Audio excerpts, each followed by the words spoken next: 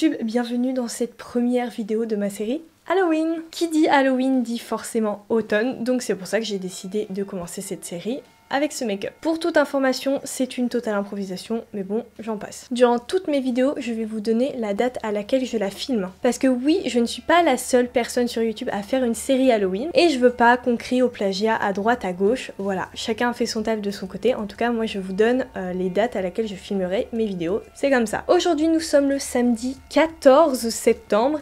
Il est 1h58 du matin, je sais, mais c'est la vie encore une fois. Allez, je parle pas plus longtemps et je vous laisse tout de suite avec le tuto.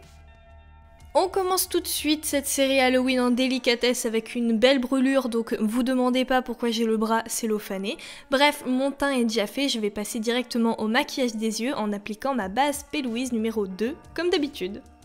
Pour ce maquillage, j'ai décidé de prendre la palette parfaite avec les tons de l'automne, c'est celle de chez AC Beauté de la collection Paradise Collection.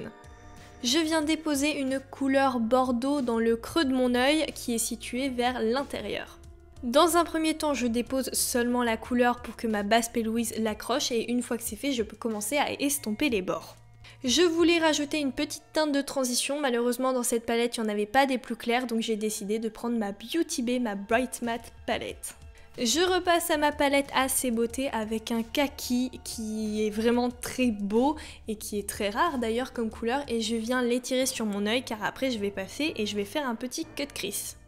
Comme d'habitude, je dépose mon kaki et ensuite je le floute, mais après je veux quand même une teinte de transition et vu qu'il n'y a pas d'autre vert dans la palette, je reviens prendre ma palette de chez Beauty Bay. Et là, comme par magie, tu peux remarquer que j'ai fait mon cut crease, donc j'ai passé un coton avec du démaquillant et ensuite j'ai rempli ça avec ma base P. Louise. J'ai repris le bordeaux du départ que j'ai positionné en coin interne et je te laisse remarquer le design que j'ai créé, et pareil pour le kaki au coin externe de l'œil. Mais cette fois-ci, je vais rajouter un autre design, c'est-à-dire que je vais descendre cette couleur kaki et comme d'habitude, eh bien c'est la même chose que les yeux. Une fois que j'ai posé ma couleur, eh bien je vais venir la dégrader avec une teinte de transition et ce sera toujours le même vert que mon cut crease. Ah oui, à des moments j'ai un petit peu galéré à fondre le vert dans ma peau, donc c'est pour ça que j'ai pas hésité à prendre une couleur beige. Étant donné que ce maquillage est un petit peu basé sur l'improvisation, ouais enfin un petit peu carrément, eh bien j'ai préféré faire un maquillage des yeux pour voir si ça allait me plaire et maintenant je peux entamer le teint en faisant comme d'habitude un petit contouring. Je prends un fard à l'eau de couleur bordeaux qui ressemble, comme tu l'as vu, à mon maquillage et je viens créer du contraste avec le design que j'ai dessiné auparavant. Je dessine une pointe, donc le début est un petit peu plus épais et ensuite il se finit de manière très fine. Pour ajouter un petit peu plus de couleur et aussi de contraste, j'ai pris un fard à l'eau de couleur marron et j'ai redessiné sur les designs que j'avais fait. Tout à l'heure j'ai fait mon cut crease et je ne l'ai pas rempli parce que je savais pas encore la couleur que j'allais utiliser, mais c'est bon, je me suis enfin décidée et j'ai pris un jaune irisé qui vient de ma palette AC Beauté. Ah oui, concernant le design de mon cut crease, j'ai un petit peu plus accentué la rondeur au niveau du coin interne pour m'ouvrir encore plus les yeux. J'ai repris mon fard à l'eau de couleur marron et là pour le coup c'est vraiment un coup de main à prendre. Je vais créer des petites taches de manière aléatoire et c'est ce côté aléatoire où tu ne sais pas vraiment où tu vas qui va faire le charme du maquillage. Je positionne ces taches en fonction de mon inspiration, donc au niveau de mes cernes, sur mon front et sur mon cou. Mon conseil pour réaliser ces tâches, c'est tout simplement d'avoir la tremblote. Hors caméra, je vais poser une paire de lentilles et de faux cils et mes lentilles viennent du site Fashion Lentilles.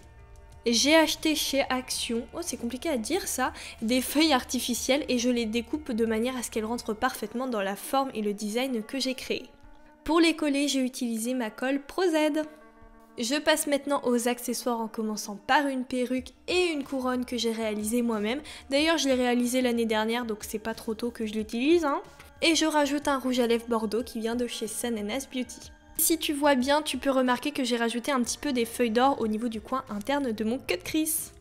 J'espère sincèrement que ce premier look de ma série Halloween te plaît. En tout cas, n'hésite surtout pas à partager mon contenu s'il te plaît, bien sûr, à me laisser un petit commentaire d'encouragement, un petit pouce vers le haut et bien sûr à venir me rejoindre sur Instagram. Quant à moi, je déclare ouverte ma série des 31 jours off Halloween et on se donne rendez-vous demain à la même heure. Bye!